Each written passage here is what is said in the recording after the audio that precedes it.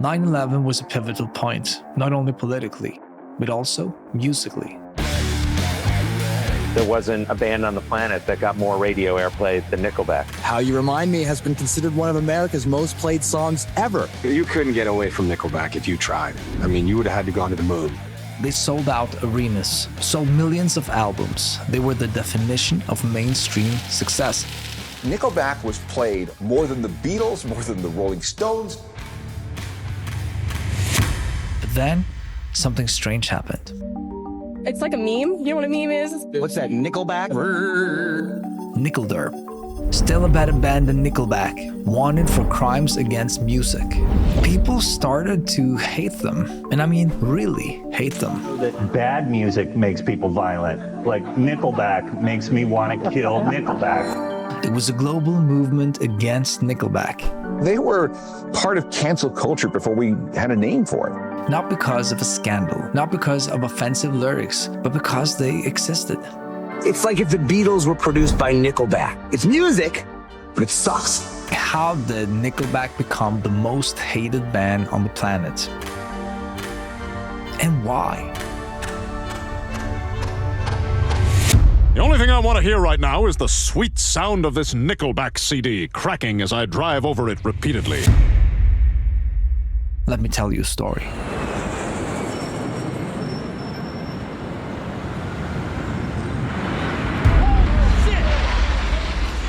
September 11th, 2001 changed everything.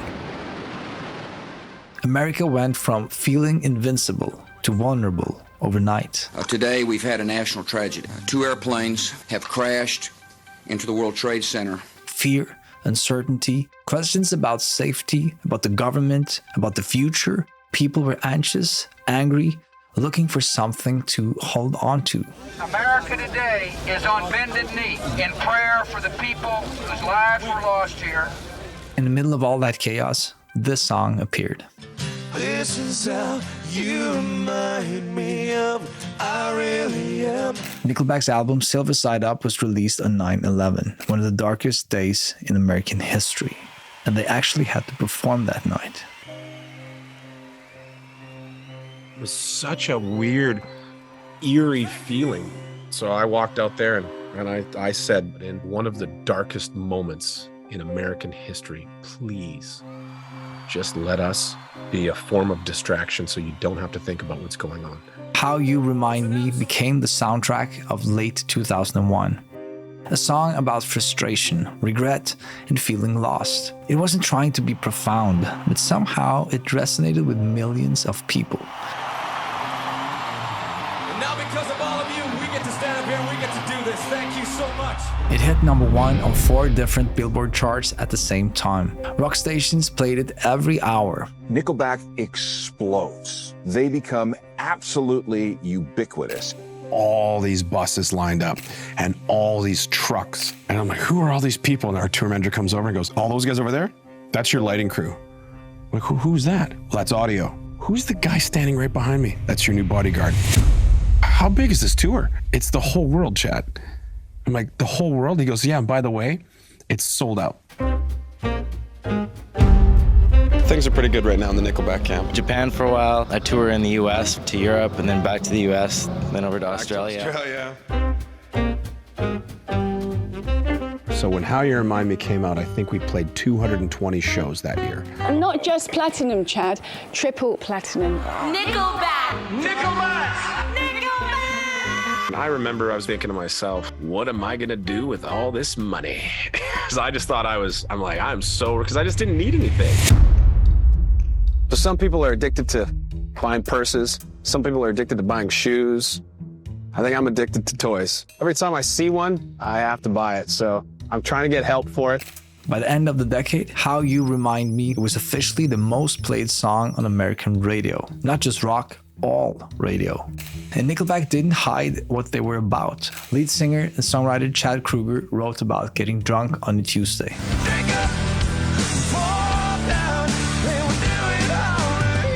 Getting through everyday life.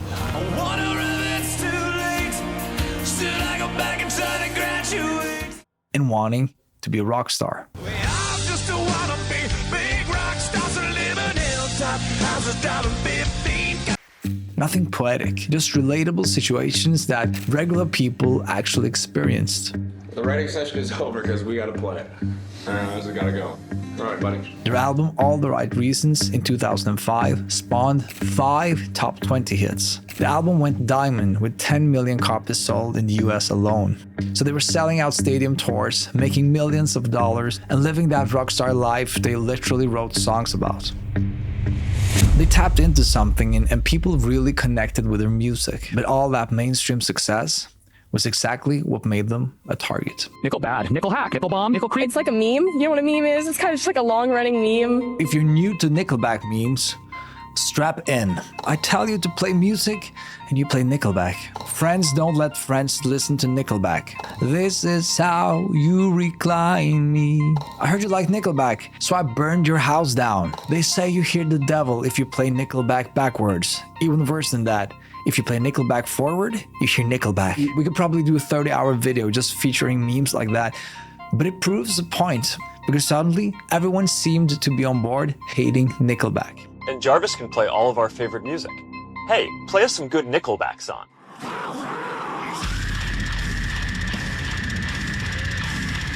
Hating Nickelback wasn't just an opinion, it was the correct opinion, the safe opinion. I've had it with all this Nickelback hating, all right? You think that makes you cool with the cool kids in school, Fred? Now it just makes me right. The opinion that proved you had good taste. Why Nickelback specifically? Like, what the F did Nickelback ever do to anyone? A new study with college kids by the American Psychological Association has found there's a connection between violent lyrics and aggressive behavior. It's May 2003, and the comedy talk show Tough Crowd airs on Comedy Central. Comedian Brian Posehn is one of the guests, and out of nowhere, he says this. No one talks about the studies that show that bad music makes people violent. Like Nickelback makes me want to kill Nickelback. It's just a throwaway joke, nothing clever or insightful, but the network loved it. Makes me want to kill Nickelback, kill Nickelback, kill Nickelback, kill. They played that clip in promos for months and months, over and over. And then something interesting started to happen. That joke became reality. Ladies and gentlemen, we are Pickleback! Pickleback? Who are these dillweeds? Music forums tore them apart. Every social media turned them into a punchline. Reddit threads dedicated entire discussions to thrashing them.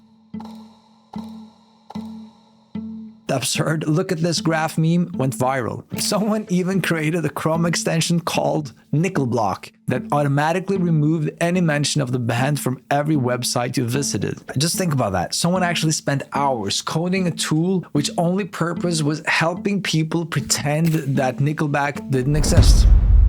A petition in Canada demanding that they be banned from performing. They got over 50,000 signatures, more signatures than most political issues. And during the NFL playoffs, a Detroit radio station promised that if the Lions won, they'd never play Nickelback again. Then a competing station one-upped them. They promised to play Nickelback non-stop for an entire day if the Lions lost. But all of this still doesn't answer the question. Why did Nickelback become a target? Please welcome the White Stripes. In the early 2000s, you had bands like the White Stripes, mysterious, artistic, wearing vintage suits, or the Strokes, skinny jeans with leather jackets, like perfectly messy. They looked like they just stumbled out of a New York dive bar at 4 a.m. Real rock stars were supposed to be cool, and I mean effortlessly cool. They weren't supposed to try too hard. Then you had Nickelback. Chad Kroeger had bleached blonde hair that looked like it required an entire bottle of gel every morning. Here we've got just closet space, just hang some crap up. Oh, this is the coolest freaking jacket. Look at that jacket. Yeah. The band wore baggy jeans and wallet chains. They looked like they shopped at the mall. They looked suburban, like guys in a bar watching sports. Nickelback is more like trying to get people to get the ease in the air, getting everyone to have a good time and enjoy the rock show. But here's the thing, the people who love Nickelback's music, the ones who buy millions of albums, they like it straightforward. Simple rock music, big guitars, sing-along choruses, songs about drinking beer and relationships. We're not wearing any underwear. Hannah girls put out. But here's the twist. The people who back then decided what was cool in rock music, they wanted the opposite. They wanted artists who seemed mysterious. Thom Yorke, Julian Casablanca, Jack White, misunderstood and complicated. Too cool to care about commercial success. Feels fucking great. There's not a day goes by where I don't fucking count Your hands feel great. Well, I like that. I don't fucking count my lucky stars every day. Nickelback committed the ultimate sin. They tried. Straight up rockers, we can do anything we want to do. And we have not pigeonholed ourselves into a category where it has to sound like. Chad Kroeger has openly talked about his songwriting formula in interviews. I would dissect every single song that I would hear on the radio, and I would say, why did this do so well? There's so many things that you can do to make a song stick in someone's head. They had some knowledge of how the record industry and the music industry worked at that time. They knew what they wanted, and they were pretty laser focused in how they thought they should get there. Real artists weren't supposed to care about commercial success. Real artists were supposed to create for the art itself. So the mockery exploded everywhere. Now, this is the part of the video that I will ask for 15 seconds of your time. And no, this is not a sponsor spot. This is me saying thank you, because we read all your comments, all your kind words, your constructive criticism. Yes, sometimes you're calling us out, and we see that, and we want to get better, we want to improve. And if I may ask you for one favor, I will never ask you for a lot, but I'll ask you this one thing, and that's please subscribe, because it tells the algorithm that what we're doing is quite good, and that's the single best thing you can do to help us get better. Back to Nickelback. They were so mainstream that they were considered to be irrelevant artistically. And if you liked Nickelback well, then you didn't have very good taste. The hate became its own thing, separate from the band almost. I don't know anything about Nickelback, but I know that, like, my friends that are super cool despise Nickelback. Yeah. Like they kidnapped the Lindbergh Baby. Yeah. You know, it's like they're they're playing music. If you don't like it, turn it off. It became this weird social, cultural ritual, a way to signal you belonged in the right group. You didn't need to justify anything. Everyone seemed to agree that Nickelback was terrible, and questioning that meant questioning the entire social order. It meant risking your own credibility. So people confidently declared them the worst band in history. But the more I read about Nickelback, the bigger fan of the band I actually became. This one time, they had been booked to a festival in Portugal. They got booed out of the building. You guys want to hear some rock and roll, or you want to go home?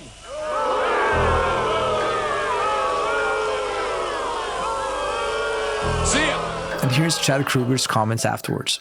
Where people were throwing stones. Yeah, I have no idea why. We were playing a metal festival, and I have no idea what we were doing there, and it was just a horrible, horrible mistake. Just we're like, you know what? I came here to see metal. I don't want to see Nickelback. And in their defense, if I went to a metal festival, I wouldn't want to see Nickelback either. In my opinion, he seems like a really reasonable and nice guy. Hardly someone to waste valuable hate on. But where does this urge to collectively hate a band come from? And why?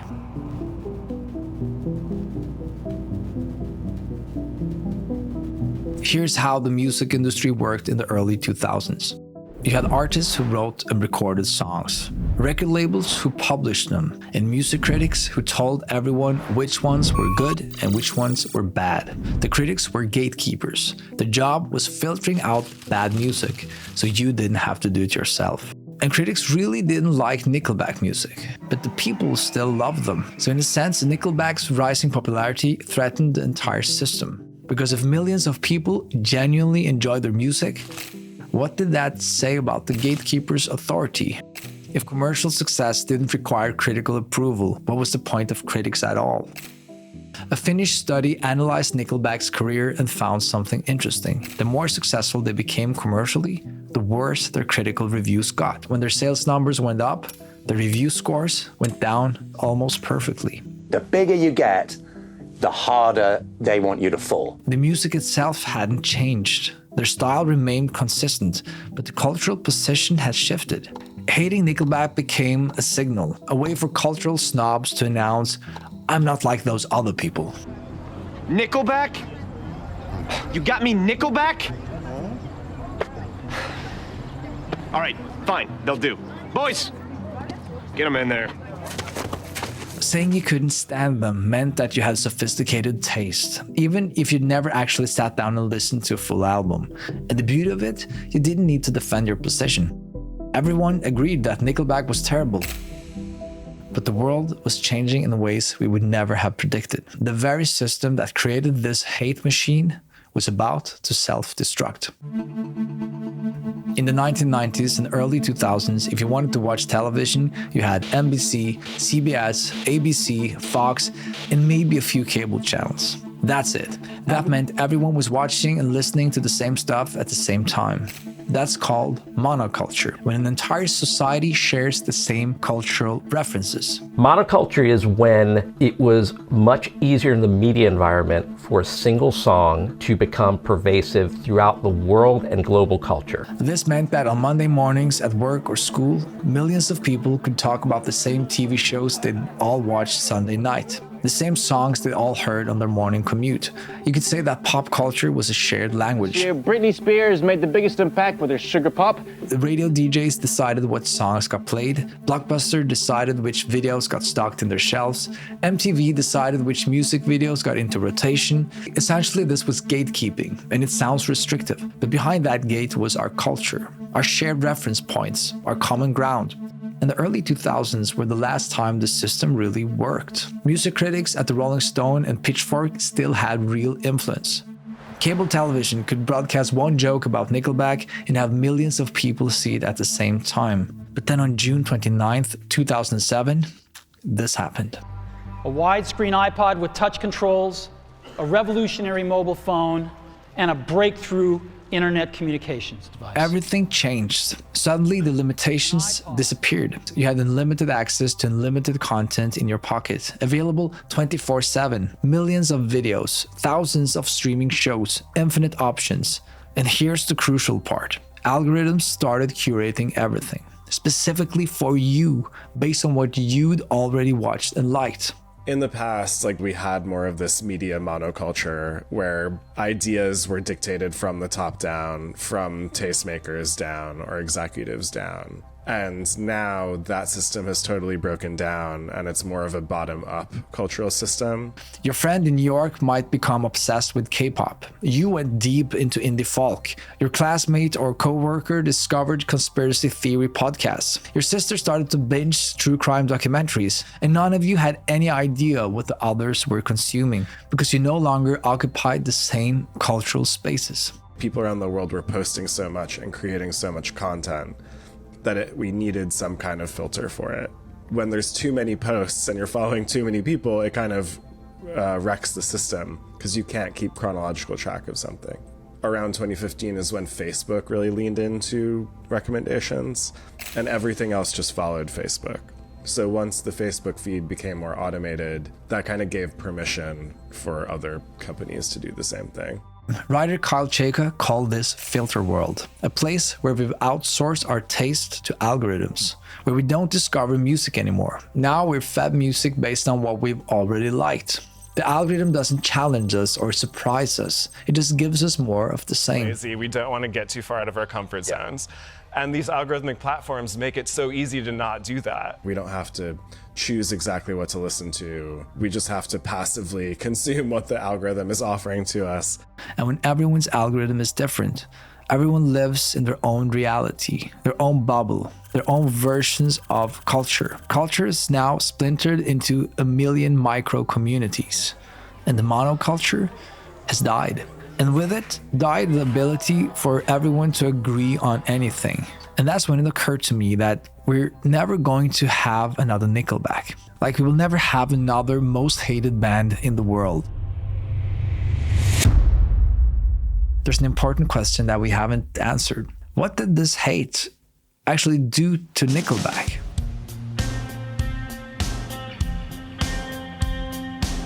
Every joke kept Nickelback in circulation. Every meme was free publicity. Little do they know, they've contributed to our longevity.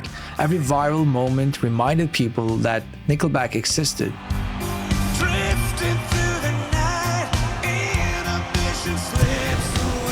And while other bands from the 2000s disappeared, Nickelback stayed relevant. They never stopped touring, never stopped making albums. They never apologized, never tried to be cooler. They outlasted the joke. You know, say what you want, but like all those bands that we came up with that didn't get the hate, they're just gone. When's the last time you thought about Hoobastank or Puddle of Mud or any of the other post-grunge bands from that era? Rolling Stone magazine laid off most of its staff. Pitchfork got absorbed and gutted. Meanwhile, Nickelback just announced a new tour. Nickelback might have been the last band that united us, even if what united us was hatred. And there's something almost poetically beautiful about that. Because in our fragmented world, we can't agree on anything. Not politics, not values, not even basic facts. So for Nickelback to be universally hated, maybe it isn't such a bad thing after all. It's time to accept what we already know. Nickelback is fucking amazing. This journey took me down this rabbit hole where I learned about filter world, like essentially the world we're living in today. And this is such a big question, and I haven't thought about it this deeply before, but I want to hear your opinion. To some extent, it's a good thing that we don't have the gatekeepers anymore. But maybe the gatekeepers weren't that bad, because if we changed it with the algorithms, maybe that's worse. And if you, by any chance, enjoyed this video, please check out our latest video over here. And don't forget to subscribe, like, share the video with someone you know, all that good stuff. Thank you so much, and see you for the next one.